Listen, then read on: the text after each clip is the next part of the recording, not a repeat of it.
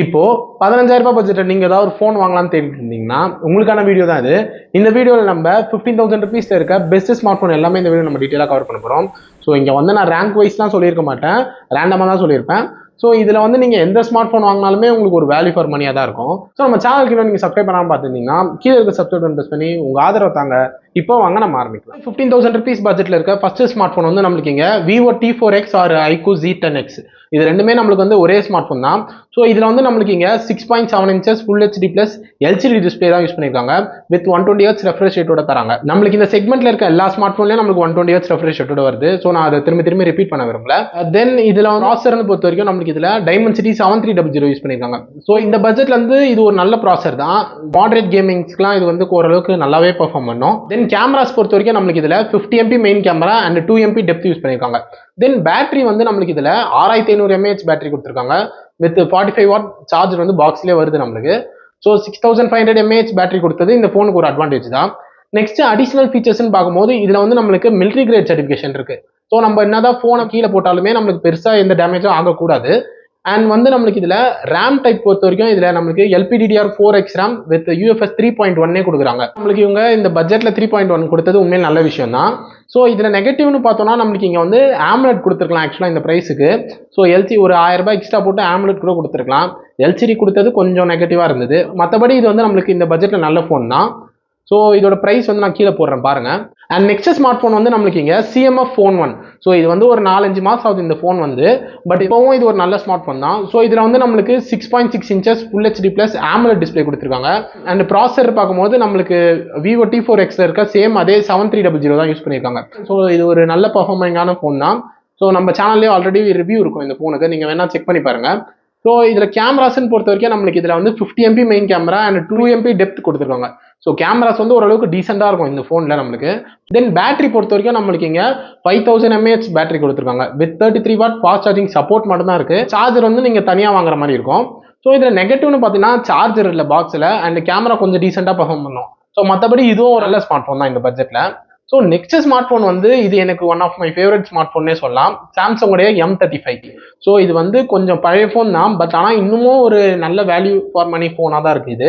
இதில் வந்து நம்மளுக்கு 6.6 inches full HD plus AMOLED display கொடுத்துருக்காங்க. ப்ரொடெக்ஷனுக்காக நம்மளுக்கு வந்து Corning Gorilla Glass Victus ப்ளஸே கொடுத்துருக்காங்க. ஸோ ப்ரொடெக்ஷன் ஆஸ்பெக்ட்ல வந்து இது உண்மையிலே தாறுமாறாவே இருக்கும். அண்ட் நீங்கள் வந்து நம்மளுக்கு ப்ராசர் பொறுத்த வரைக்கும் இதில் வந்து நம்மளுக்கு Exynos 1380 யூஸ் பண்ணியிருக்காங்க. ஸோ இது வந்து ஓரளவுக்கு நல்ல ப்ராசர் தான் இந்த பட்ஜெட்டுக்கு. ஸோ இதோட பெர்ஃபார்மன்ஸ் பார்த்தோம்னா நம்மளுக்கு அந்த Dimensity 7300 அளவுக்கு நம்மளுக்கு இதோட பெர்ஃபார்மன்ஸ் இருக்கும். ஸோ இதில் பெருசாக கேமிங்லாம் ரொம்பலாம் விளையாட முடியாது. பட் ஆனால் நீங்கள் நார்மல் யூசேஜுக்கு இது உண்மையிலே ஒரு தாறுமாறான ஃபோன் தான். அண்ட் நீங்கள் வந்து நம்மளுக்கு பேட்டரி பொறுத்த வரைக்கும் இதில் நம்மளுக்கு 6000 mAh பேட்டரி கொடுத்துருக்காங்க. With 25 watt fast charging support இருக்கு. ஸோ சார்ஜர் நீங்கள் தனியாக வாங்குற மாதிரி இருக்கும். நெக்ஸ்ட் கேமராஸ் பொறுத்த வரைக்கும் இதில் வந்து நம்மளுக்கு 50 MP மெயின் கேமரா கொடுத்துருக்காங்க. And 8 MP ultra wide and 2 MP macro கொடுத்துருக்காங்க. ஸோ கேமரா ஆஸ்பெக்ட்ல இந்த பட்ஜெட்டுக்கு இதில் தான் பெஸ்ட் கேமரான்னு கூட ஈஸியாக சொல்லிடலாம்.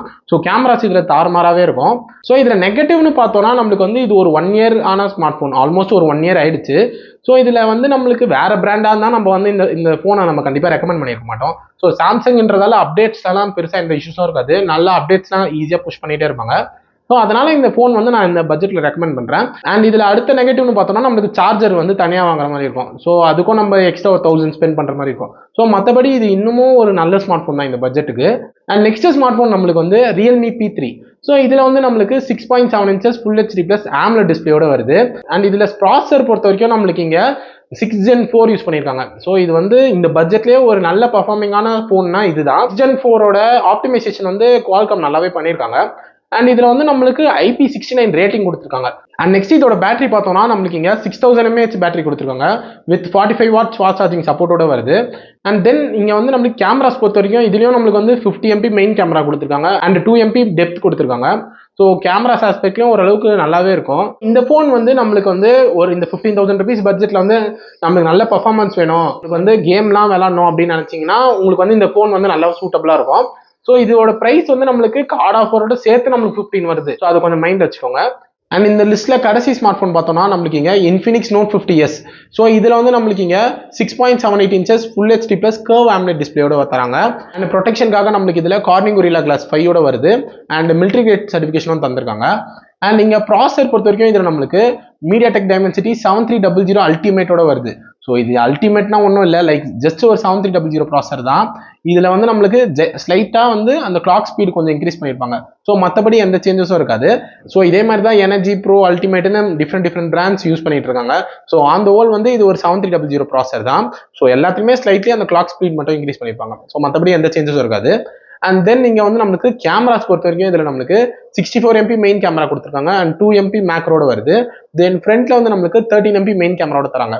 அண்ட் தென் பேட்டரி பொறுத்த வரைக்கும் நம்மளுக்கு இதில் 5500 mAh பேட்டரி தராங்க வித் 45 வாட் ஃபாஸ்ட் சார்ஜிங் சப்போர்ட்டோட இருக்கு. அண்ட் சார்ஜரும் நம்மளுக்கு பாக்ஸ்லேயே வந்துடும். அண்ட் நம்மளுக்கு இதில் ரேம் டைப் பொறுத்த வரைக்கும் LPDDR5X RAM வித் UFS 2.2 ஓடயே தராங்க. ஸோ எனக்கு தெரிஞ்சு இந்த பட்ஜெட்ல இவங்க தான் LPDDR5X RAM ஓட தராங்கன்னு நினைக்கிறேன். அண்ட் ஸ்பீக்கர் பொறுத்த வரைக்கும் நம்மளுக்கு இதில் டியூவல் ஸ்பீக்கரோட வருது. அண்ட் இது வந்து டியூன் பண்ணது ஆக்சுவலா JBL. ஸோ ஸ்பீக்கரோட குவாலிட்டி வந்து நம்மளுக்கு நல்லா இருக்கும்னு நம்பலாம். Infinix வந்து இங்க நம்மளுக்கு எல்லாமே ஃபுல் பேக்டா தான் லான்ச் பண்ணிருக்காங்க இந்த போனு அரௌண்ட் 15,000க்கு. ஸோ 15,000னா நம்மளுக்கு ஆக்சுவலி கார்டு ஆஃபர் போட்டு 15,000ஓட வருது. ஸோ இதில் குறைன்னு பொறுத்த வரைக்கும் நம்மளுக்கு இதில் XOS தான். ஸோ வந்து அந்த ஸ்டார்டிங் ஸ்டேஜோட இப்போ வந்து XOS வந்து ஓரளவுக்கு நல்லாவே டியூன் பண்ணியிருக்காங்க. பட் இருக்கிற காம்படிட்டர் அளவுக்கு இன்னும் நம்மளுக்கு வந்து அந்த ஸ்மூத்தாக அந்த ரிலேபிளாக இல்லை இன்னும். பட் ஆனால் ஃபியூச்சர் அப்டேட்ஸில் வந்து இவங்க இதை சீக்கிரமாக சரி பண்ணி இன்னும் இருக்கிற காம்படிஷனுக்கு ஏற்ற மாதிரி இவங்களும் வந்து பெஸ்ட்டாக கொடுப்பாங்கன்னு நம்புறேன். ஸோ இந்த லிஸ்ட் ஆஃப் ஸ்மார்ட் ஃபோன்ஸில் என்னோட பர்சனல் ஃபேவரட்னு பார்த்தோன்னா Samsung M35 and Realme P3. இது ரெண்டுமே நான் பர்சனலாக எனக்கு ரொம்ப பிடிச்ச ஸ்மார்ட் ஃபோன்ஸு. ஸோ இங்கே நான் சொன்ன லிஸ்ட் ஆஃப் ஸ்மார்ட் ஃபோன்ஸில் எந்த ஃபோன் உங்களுக்கு பிடிச்சிருக்கு, ஸோ நீங்கள் எது ப்ரிஃபர் பண்ணுறீங்கன்னு கீழே கமெண்ட் பண்ணுங்கள். இல்லை நான் ஏதாவது ஃபோனை மிஸ் பண்ணிட்டேன், ஸோ இந்த ஃபோன் நல்லா இருக்கும்னு நினச்சிங்கனாலும் கீழே கமெண்ட் பண்ணுங்கள். ஸோ அவ்வளோதாங்க இஸ் வீடியோ பிடிச்சிருந்தா லைக் பண்ணுங்கள். அண்ட் உங்களுக்கு வேறு ஏதாவது ஒப்பீனியன் இருந்தாலும் கீழே கமெண்ட் பண்ணுங்கள். ஸோ கூடிய சீக்கிரத்தில் நான் உங்களை இன்னொரு வீடியோவில் வந்து பார்க்குறேன். Bye guys.